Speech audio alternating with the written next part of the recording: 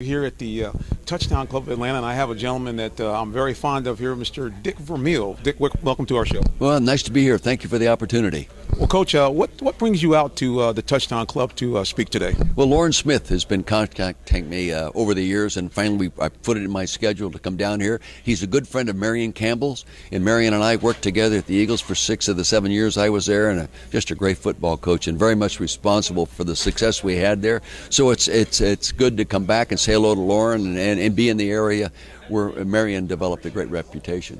Well, it's funny, Coach. I'm young enough to actually remember when you were, at that time, the young gun from UCLA brought to the Philadelphia Eagles. That team, that Eagles team, a lot of great guys. One of them recently inducted to the Hall of Fame, Claude Humphrey, who played here at the Falcons. Just tell us a little bit about that experience you had with the Eagles and how you brought them from the really the bargain basement team all the way to the Super Bowl. Well, that was, we had some good players. We developed some good players. We didn't have our first, second, or third round draft choice. We had a third round pick my third year there, which was Reggie Wilkes from Georgia Tech. Okay. So we did it the old-fashioned way. We just worked hard. And we brought Claude Humphrey there in 1979. He made a great contribution, not only in the field, but in the locker room and leadership, and really demonstrating what a true pro is all about. A great football player, a great human being, and a fellow that I've had the opportunity to really maintain a relationship all these years. I was there when he went into the Hall of Fame, and very deserving. It's funny because we always had thought of you being a great offensive coach, which you were, of course, and you proved that with the Rams. But the defense on that Eagles team was outstanding. Not only did you have Claude Humphrey, but I think the veteran Bill Bergey was still on that team, and the guy we watch on TV all the time was on that team as well. Jaworski, yeah, you bet. I was just with Ron the other day, but we had some good football players. And Marion did a great job of establishing a defensive scheme there that was copied many years and still is.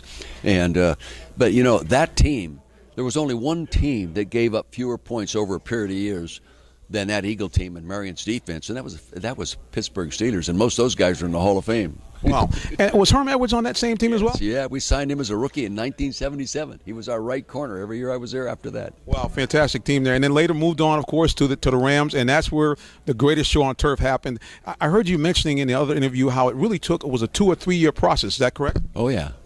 People want to talk about 1999 because that's when we won it all. But to me, I don't think about it as a one-year event. I think about it in the 3 years that we invested in the total process of building that football team, and how fortunate we were to end up with some real good football players. 5 of them eventually off that offensive team being in the Hall of Fame, and I think Marshall's Falk's already there. I think Kurt Warren will be the first one to go in next.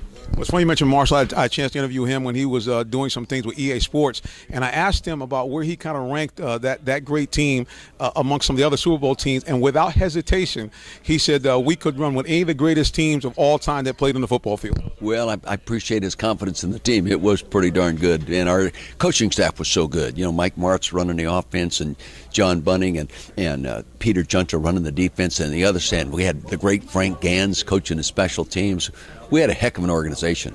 You have quite a coaching tree. Do you still have some guys left in the league now that are applying their trade? There's a few guys still coaching there. That Mike Solari, I was watching him yesterday. He coaches the offensive line at San Francisco 49ers. He was with me for 5 years in Kansas City. Peter Junta's coaching the secondary in the Giants. There are guys spread around, yes.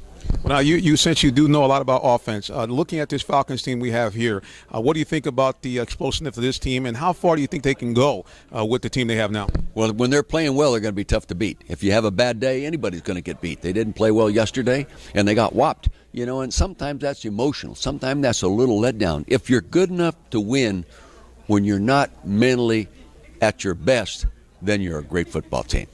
And right now they may not be able to win or beat a great team or a real good team if they're really not mentally into it. And nobody's immune to that kind of game. As soon as you think you are, you wake up having your butt handed to you. Well, Coach, you mentioned about the emotion, and certainly everybody thinks about you as the crying coach. And I have a little affinity. I've been in ministry for a little bit, and every now and then when I'm bringing the gospel, there's some tears.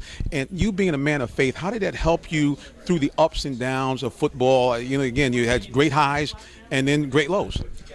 Well, I don't know if it helped me. It defined me, because that's me. And sometimes I felt very guilty about it, or embarrassed because I was that way. I'm still that way. It's just me. And I think the best thing you can be as a leader is yourself. And if you're not, people are going to recognize it. And, I read not too long ago, Schwarzkopf said, I'm I'm not worried about the guy that cries. I'm worried about the guy that doesn't. So that made me feel pretty good. Seems like you have good company. Well, listen, we appreciate you so much for stopping on our show. Dick Vermeil, a man of faith, not afraid to wear his emotion on the field, but understands that it's about being a true servant leader, and we appreciate you for stopping by. Thank you. Thank you, Coach. Hey, everybody, stay tuned. We're right here at the Atlanta Touchdown Club, and we'll bring you some more good stuff.